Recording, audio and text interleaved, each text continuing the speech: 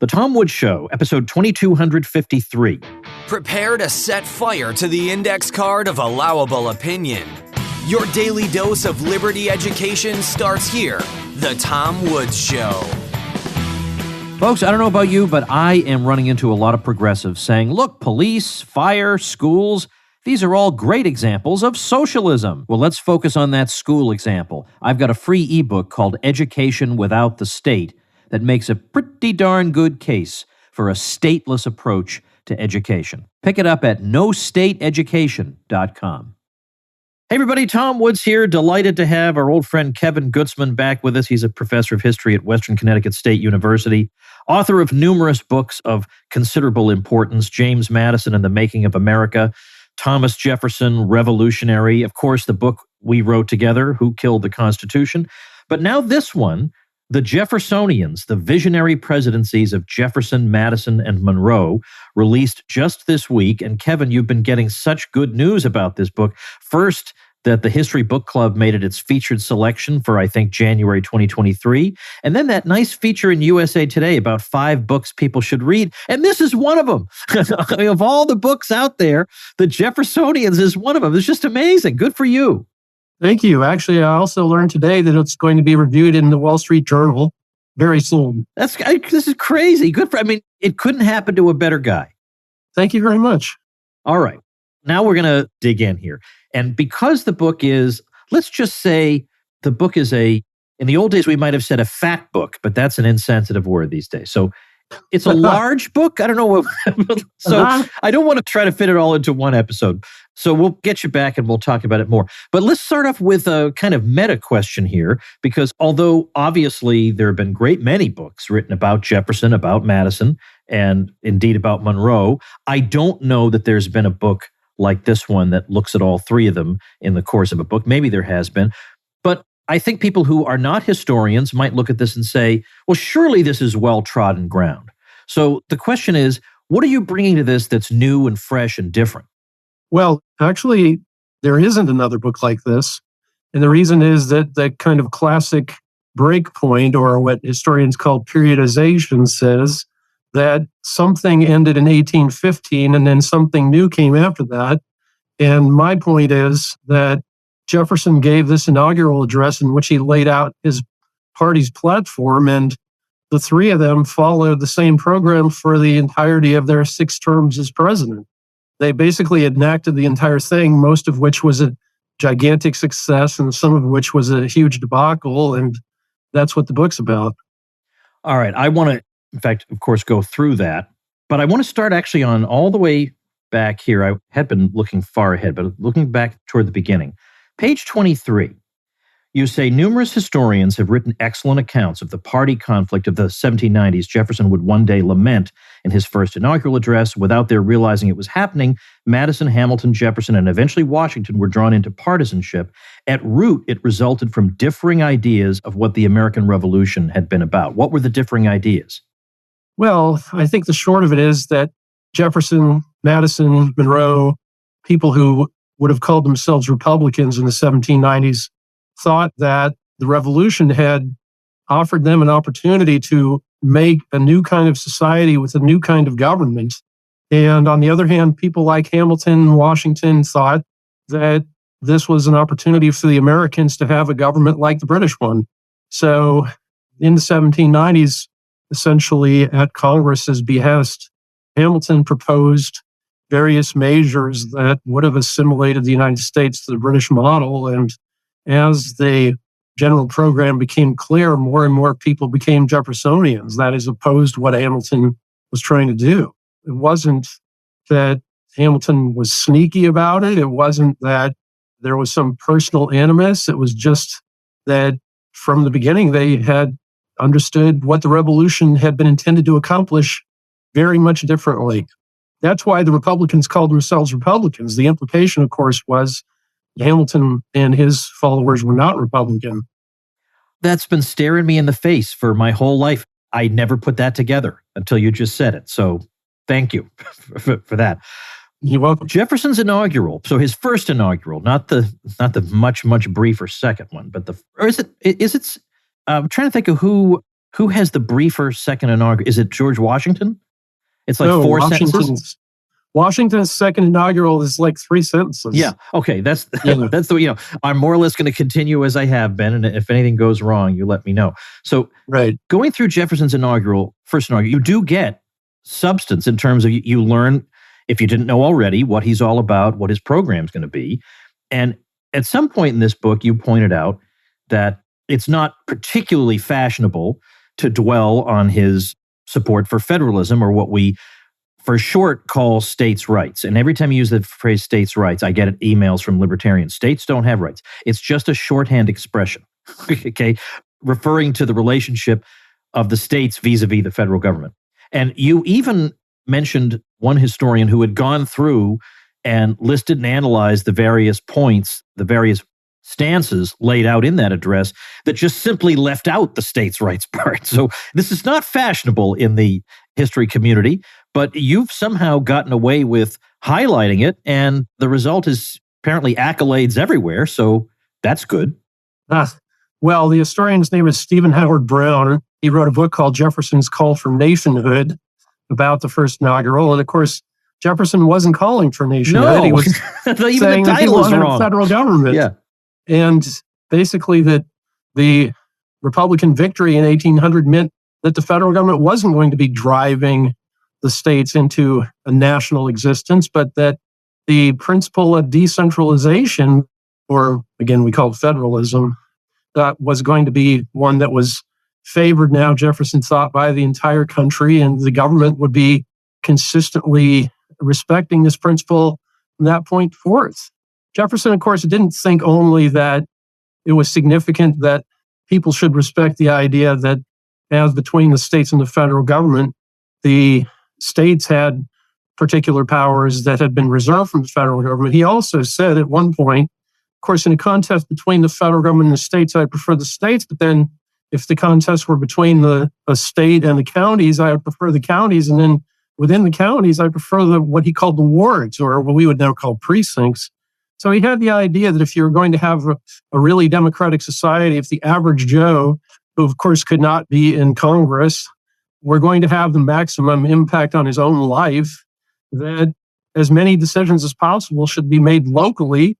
And if they couldn't be made locally, well, they ought to be made as close to locally as possible. That's really what federalism stood for. So in my book, Thomas Jefferson Revolutionary, where I examine Jefferson's political program at book length, I start with this principle of federalism. I think it was his favorite one, leaving aside republicanism, which of course is a given. Jefferson thought that the average person couldn't be involved in high politics, and so we needed to decentralize the government as much as possible. And yet, for some reason, in this day and age, we probably speculate, in this day and age, if you were to say, what are the necessary ingredients for a democratic society, they would say something like the opposite for some reason, that we have to have one big national community, which of course strains the definition of the word community. And presumably a community is supposed to refer to a bunch of people who, at least in principle, could know one another, at least to some degree. How can there be but anyway, I'm beating a dead horse here. Can you lay out what is the Jeffersonian program? Well, first there's this federalism principle. Then there's the idea that America should pursue a peaceful foreign policy, because the alternative to that, like the alternative to federalism, meant centralization of power, taking wealth away from average people and having it be spent by a connected few. And then, of course, once you got into wars, you had more wars. Once you had allies, you had their wars. Once you started spending money on military causes, you ended up with more concentration of wealth in the society, and this was just undesirable per se. So he wanted a peaceful foreign policy insofar as that was possible. He also said that, of course, if there were a war, well, a Republican society's first reliance should be on the militia. The citizenry should be trained to arms. And here we can note that Jefferson had in mind that students at his university, the University of Virginia, would practice every day with their arms together.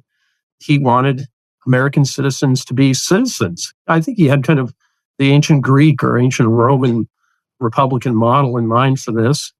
And he wanted peace, commerce, and honest friendship with all nations, entangling alliances with none, he said.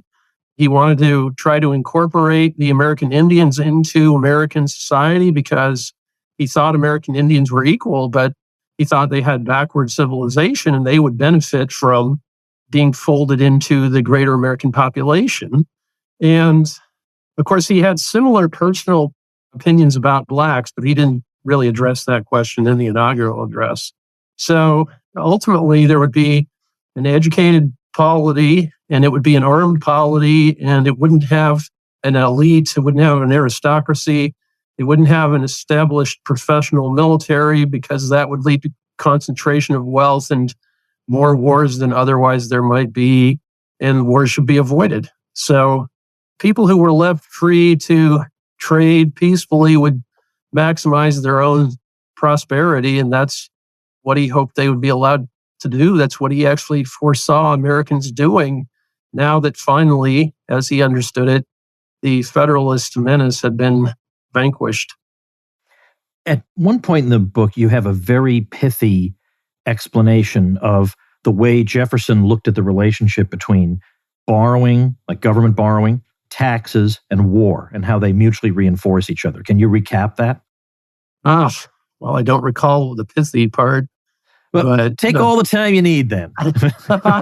Well, certainly he thought that if you had war, government would borrow, and if government borrowed, it would borrow from the wealthy, and that would mean paying interest to the wealthy, and so there would be more concentration of the society's wealth in the hands of a few, and this was, of course, undesirable. Then there would be interference in the country's overseas trade, which would reduce the society's wealth in general, and there would be a diversion of American manpower from peaceful pursuits into essentially wasteful wartime pursuits. And so there just was nothing to favor about this. This way of understanding this general question was not original with Jefferson. It actually was from English opposition writers a century earlier, I think. Well, I noticed that you made brief reference to a historian named Herb Sloan, who's done some work on the subject of Jefferson and his views on debt. And my eyes, rather than my ears, my eyes pricked up a bit with that because he was one of my professors at Columbia. And he just died last month, actually, Herb Sloan. I know. Yeah. He was actually a close friend of my PhD advisor, Peter Onuf. Oh, how about that? Okay. Yeah, he seemed to know all the relevant people, and he was a nice enough guy. And the funny thing was, he didn't look the part at all. You put a hat on him, he's a cab driver. Right. But then you start talking to him, and wow, he really knows everything. But was there a sense that, and I'm just trying to remember his thesis on this, did it have to do with trying to claim that Jefferson's view of government debt as a public policy matter derived to some degree from his own personal experiences with debt? Well, I think it was reinforced by his own personal experiences with debt, but anybody who had been an opposition thinker before or during the American Revolution would have encountered what Robbins called the 17th century Commonwealth men, and that they were people who thought essentially that having war was a way of transferring wealth from the many to the few. So that's one reason to avoid it. That's why I said this wasn't original with Jefferson. He was one of many. I think Sam Adams had the exact same idea about that.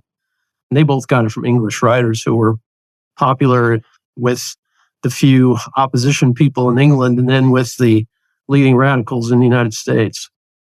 Let's switch gears. I want to ask you about the Danbury Baptist Association. You had to know this was coming. What was interesting in your book was to note that what Jefferson had to say to them was not, at the time, really talked about or thought much about or written about or paid much attention to, whereas today, thanks to the Supreme Court, this particular episode of the history of Jefferson's presidency takes on outsized relevance. So what is this all about? Oh, boy. Well, Connecticut, of course, was founded by people from Massachusetts, by Puritans, among whom was John Winthrop's son.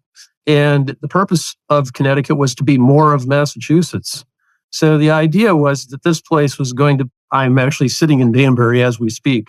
The idea was this place was going to be a Puritan commonwealth.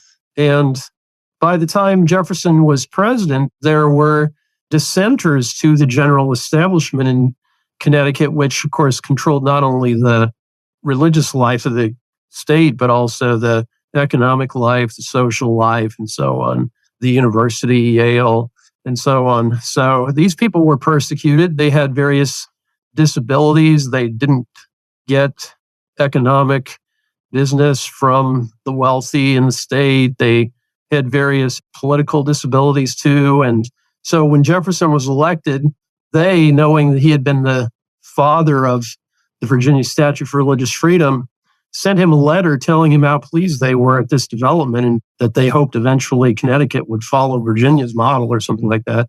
And Jefferson had an idea that if you were the chief executive of a state or of the United States, one way that you could communicate with the general populace was by sending pithy statements of important principles to particular groups or individuals. And so he had in mind, for example, something like the letter to the Danbury Baptists, that Americans in general would learn what his position was and that he would be instructing people that in general, the government shouldn't be discriminating against, in this case, religious dissenters. And he said that he hoped eventually that Connecticut would follow other states in allowing freedom of religion, which it did in 1818. I have a feeling I left something out. Was that an answer to your whole question? Well, why does this matter today? Because it does matter today. It's an interesting chapter in the intellectual history of the United States. There was a Supreme Court justice from the New Deal until 1970, I think, named Hugo Black, who before Franklin Roosevelt appointed him to the Supreme Court had been the chief friend of New Deal legislation in the U.S. Senate. And before he'd been a senator, he had been a state judge in Alabama and a member of the Ku Klux Klan. In fact, he was elected to the U.S. Senate after a campaign in which the head of the Alabama Klan traveled around the state with him and spoke for him before he made speeches himself. And in those days, the Klan was the second Klan, the one that came to be in the 1910s. Well, so anyway, we had first Klan after the Civil War, and then it kind of disappeared. And then in the 1910s, a new Klan was born, and it didn't only hate blacks, it also hated Catholics and various other people.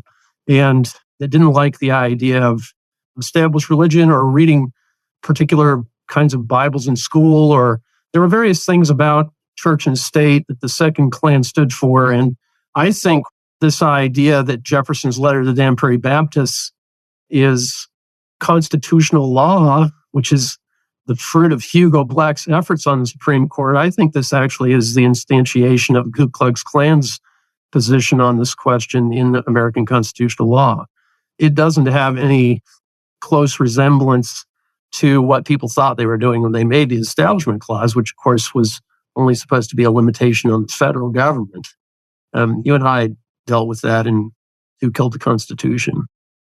So what exactly, though, is the Ku Klux Klan's view of this question? Well, the Klan was unhappy, and I guess if there are any Klansmen left, they're probably still unhappy with various kinds of government support for religion, because they didn't want, in particular, for the government to be paying for people to go to Catholic schools, as in general, they thought that it should remain the case that American public schools were Protestant, as they always had been. And there was a kind of movement among American Catholics and some other people in the 1930s, when Black was put on the Supreme Court by Roosevelt, that the possibility was out there that you could end up with Catholic schools getting state support, or you could end up with majority Catholic communities having Catholic Bible read in the morning instead of, I guess, the King James, or, it could end up with some kind of camel's nose under the tent flap of Catholicism in American public schooling. And that's why Black liked the idea that, well, this letter from Jefferson to the Danbury Baptists saying that through the Establishment Clause, the American people had established, quote, a wall of separation between church and state, was congenial to Black, not only as written, but as, quote unquote, incorporated into the 14th Amendment and thereby made enforceable against state governments. So in general, since the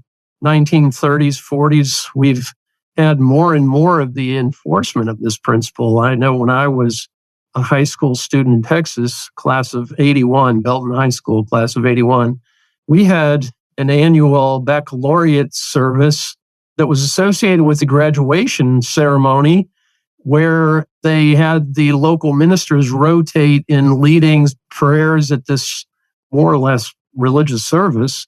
And then we also had prayers by rotating ministers before football games. They come on the loudspeaker and pray that none of our boys get hurt tonight and that kind of thing.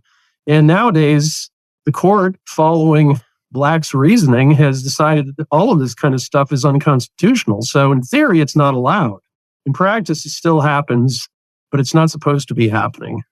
And that all gets back to Black's idea that Jefferson's statement about a wall of separation between church and state, number one, somehow has something to do with the First Amendment, remember, which Jefferson had nothing to do with writing or ratifying. And secondly, is enforceable against state governments, which, again, even if you just read the First Amendment, you see it's not about state governments. So that's why I said this is an interesting chapter in the intellectual history of America. You could say it's a peculiar chapter. Maybe they'll get around to undoing this now that we seem to have a majority on the Supreme Court that actually cares about this kind of thing. Hey folks, quick message from Old Woods here. If you are looking to add Bitcoin to your retirement account and thinking about the long haul, then the best and easiest way to do that is with BitTrust IRA.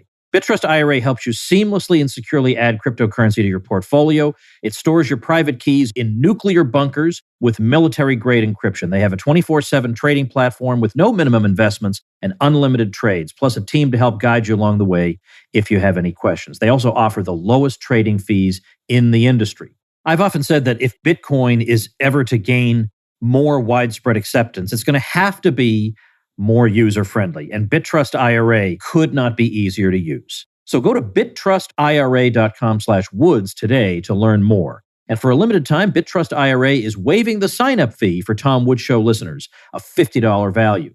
That's bitrustira.com/woods, bitrustira.com/woods.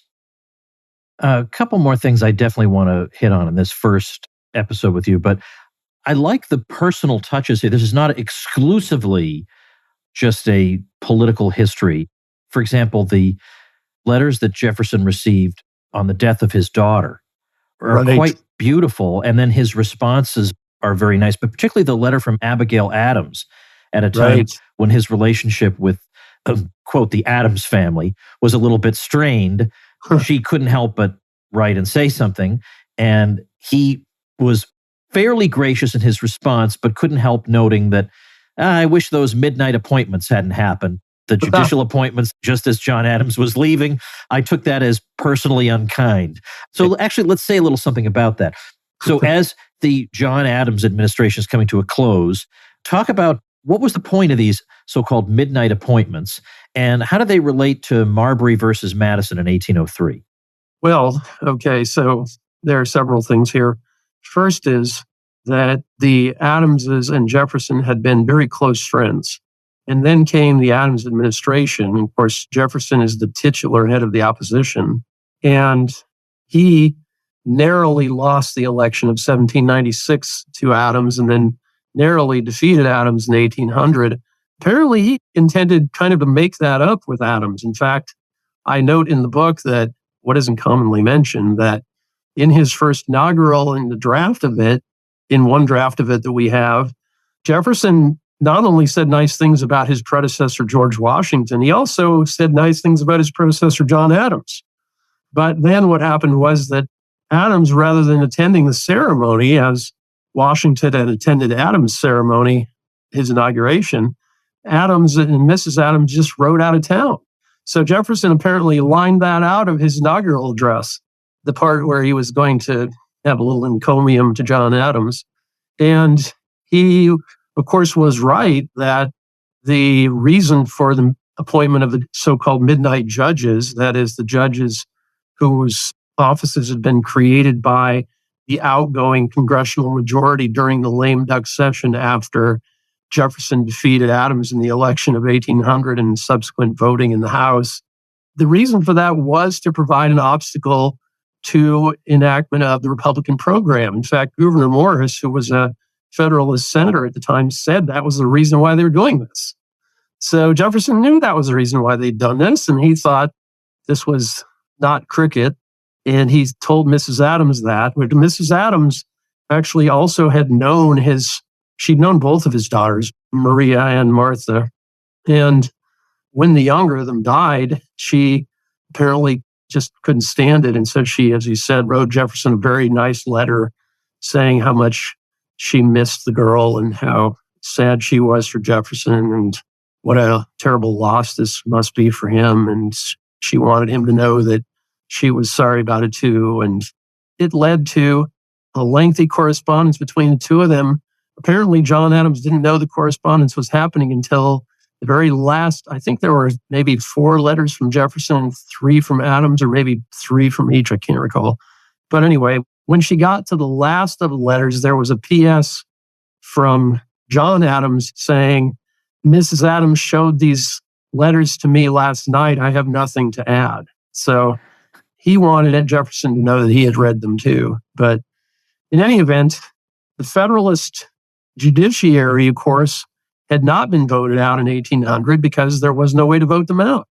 And Jefferson thought this was a flaw in the Constitution, that you should have one branch of the federal government still devoted to principles that the American people had rejected, and ended up butting heads with them in various ways, some of which were entirely on his own initiative, some of which were the Federalist judges doing. And in general, by the time you got to the end of the fracas between the Republicans and the Federalist judges, you could say that the Federalist judges had probably won.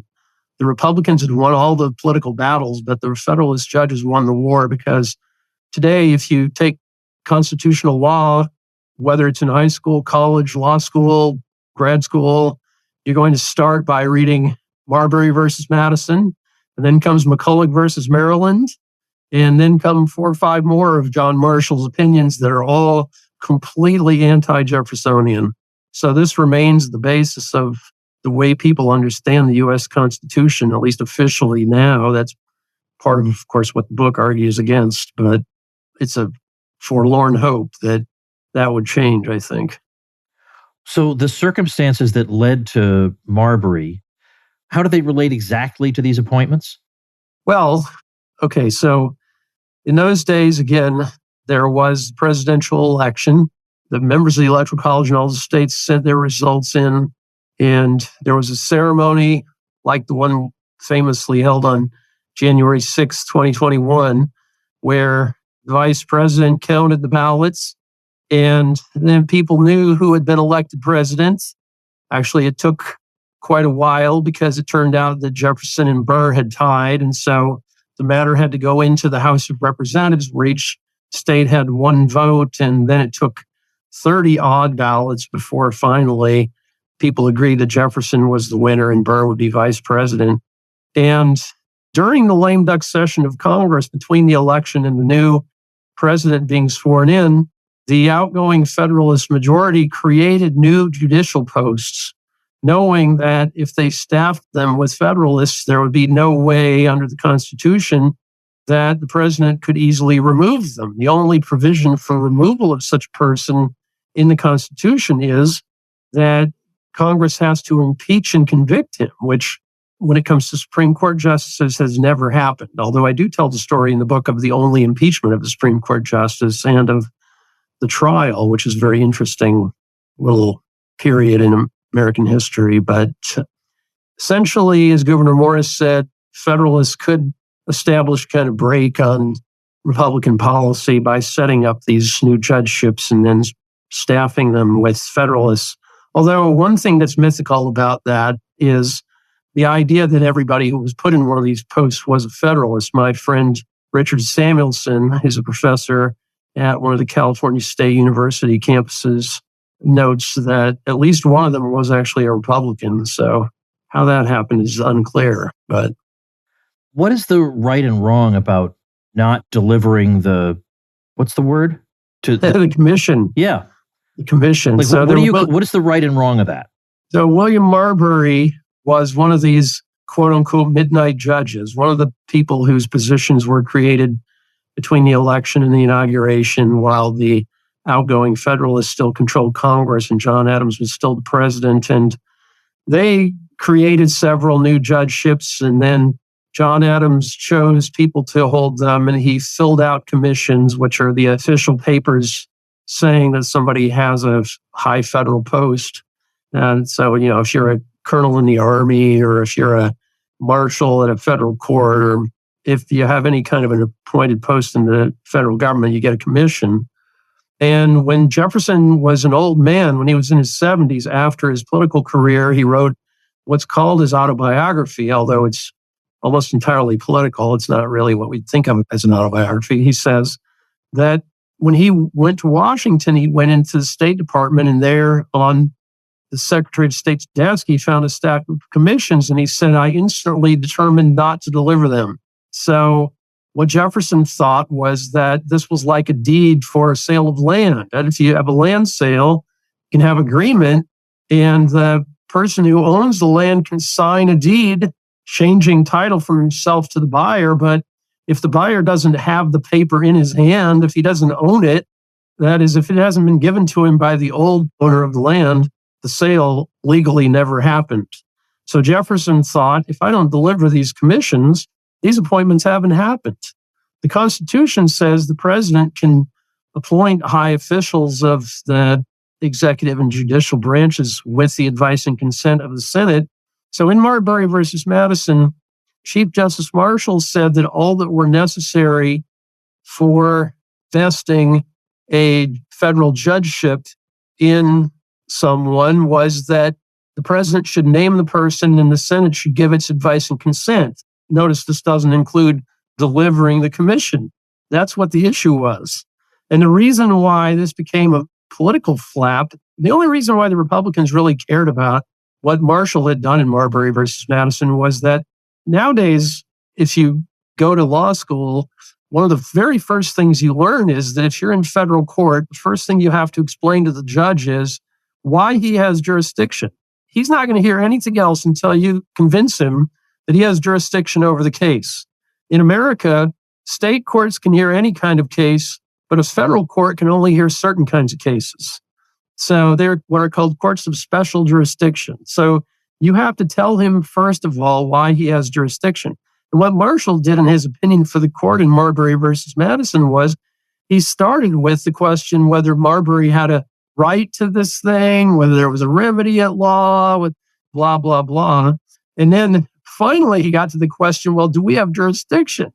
In other words, what he did was he allowed himself to read a long lecture about the misdeeds of Secretary of State Madison. And of course, really, it was Jefferson who was not delivering the commission, not Madison, but he blasted Madison in the lawsuit. And only at last did he get to the question, do we have jurisdiction over this case? And then he famously decided, no, we don't, because the federal law that purported to give it to us in this kind of case is invalid. It's unconstitutional. That's why Marbury versus Madison stands for the principle that federal courts can decide that federal statutes are unconstitutional. That's what makes it important. The question whether Marbury had a right to be a JP in D.C. didn't matter to anybody, really.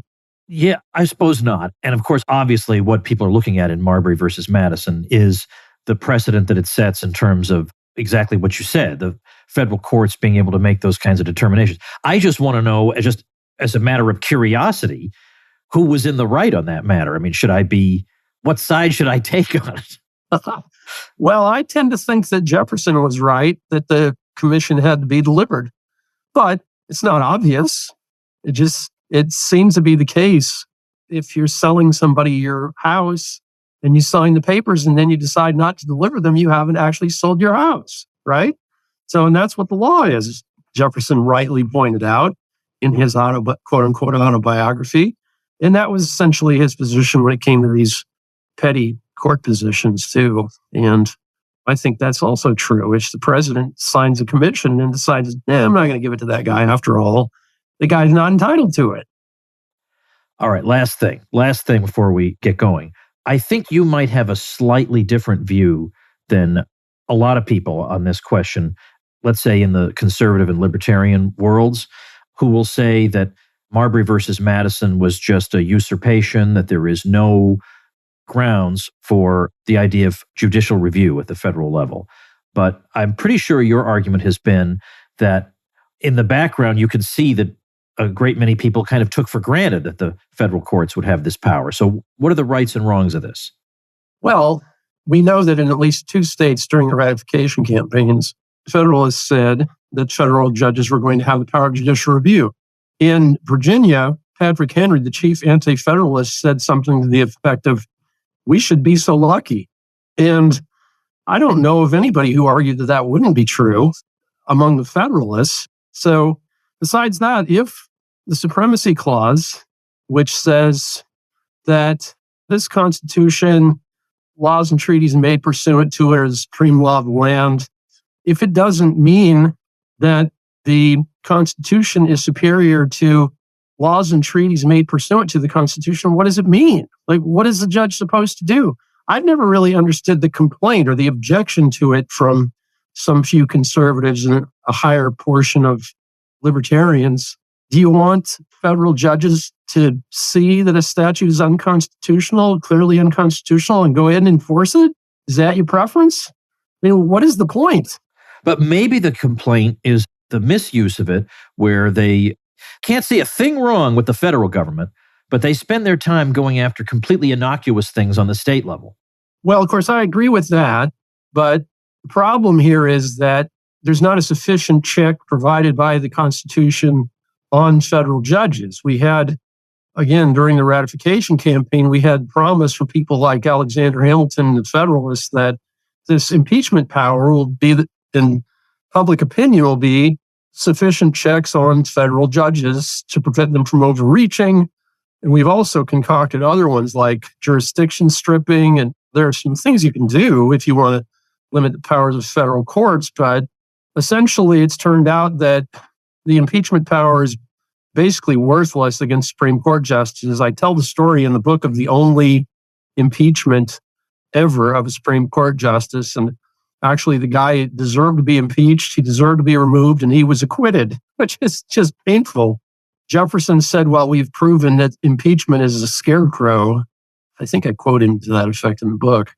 So that is a shame. But again, the fact that federal judges have come to exercise far more power than we think the Constitution justifies, or that anybody who was involved in making it contemplated, doesn't mean the Constitution isn't superior to an unconstitutional statute. Does it mean that? Is that even relevant? I don't really get the argument. Well, I guess the last thing would be, when we listen to you describe the Jeffersonian program, a peaceful foreign policy, avoiding debt, keeping taxes low, things of this nature. This sounds like another country, doesn't it? Yeah, it sounds another planet, really. So it's weird for historians, most of whom really can't get on board for any of this, have to do their work writing about this guy.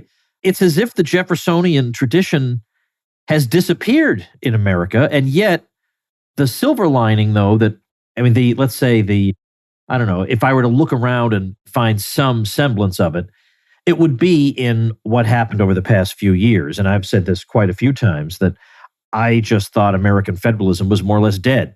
And then suddenly, when COVID came along, it was possible for the various states to go their own way. Now, the states are also made up of idiots, so not that many of them did. But some of them did. And in doing so, they did something very important for the world. They showed the world that apparently, if you don't do any of these crazy lockdown measures, you have pretty much the same outcome. Well, we needed that, and we wouldn't have had that if we hadn't had federalism. So Jefferson yet lives in a way. That's true. On the other hand, we've heard people who run the intellectual part of our society, so much as it is intellectual, complaining about this, right? Complaining about the states that didn't do lockdowns. And of course, where I live in Connecticut, there's also huge political blowback against the fact that the Supreme Court recently said, it's really up to the states to decide how to regulate abortion, right? People in the state legislatures were saying, oh, no, it can't be, which of course, it's the perfectly Jeffersonian solution to the problem. Why should people in Idaho, Louisiana, and Connecticut have to have the same abortion law? They don't want the same abortion law. So there's a really weird impulse people have to have their policy preferences be enforced on other people whose states they've never even seen. It doesn't make sense to me. But anyway, I think actually it's a wonderful development that the court decided the states can have whatever abortion policy they like. That's what the Constitution means. That's what the 10th Amendment says. It's not even really questionable that that's the way people understood this kind of issue when the Constitution was made. And certainly that you are familiar with my book on Jefferson's political program, Thomas Jefferson Revolutionary. I start with the longest chapter on federalism and show that this was, after republicanism, which is a given, this was his main principle, right? Things should be decided locally. And if they can't be decided locally, well, certainly at the state level, not at the federal level. Yeah, that is the principle that runs through it all. And in fact, why would anybody oppose that? It doesn't even make sense. Yeah, I get that. I mean, unless it's a matter of, if we're being honest, we think the general public is a bunch of stupid rubes, and we feel like at the federal level, the smart technocrats are ensconced there. And it's better for them to just tell the stupid rubes how they should live. I think that is what it is. Maybe. I don't know what else, or they just don't realize that's an option.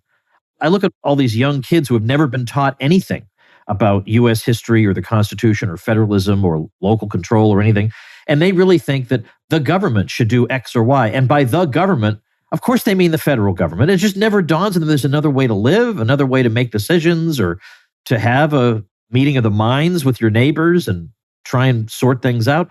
No, we'll let the judges sort things out for us, except not those judges. All of a sudden, we've decided we don't like the judges anymore. The whole thing's ridiculous. If you had just let the states just be states in the first place, you wouldn't have had these problems. You wouldn't have gotten your hopes up that forever technocrats could dictate to the whole country. I mean, it doesn't have to be that way. All true. Yeah. All right. Well, look, we have so much more to. We barely got through the first half of Jefferson's presidency because we haven't even covered the Louisiana Purchase, which is very important, not to mention Madison and Monroe. So we're going to get you back because obviously USA Today is telling me this is one of the most urgent books for people to read. Who am I to question that? So I, of course, will link to it at tomwoods.com/2253. The book, again, is The Jeffersonians, the Visionary Presidencies of Jefferson, Madison, and Monroe. Well, best of luck with it, Kevin, and I'm so glad it's already getting all this recognition just as it's barely been released. So just tremendous news. If only Who Killed the Constitution had gotten this kind of attention, we would really be getting places. But good for you, and I can't wait to get you back. Well, I enjoyed it, Tom. All right, folks, that is another episode of The Tom Woods Show. I will see you tomorrow. Become a smarter libertarian in just 30 minutes a day. Visit tomwoods.com to subscribe to the show for free, and we'll see you next time. Like the sound of The Tom Woods Show? My audio production is provided by Podsworth Media. Check them out at podsworth.com.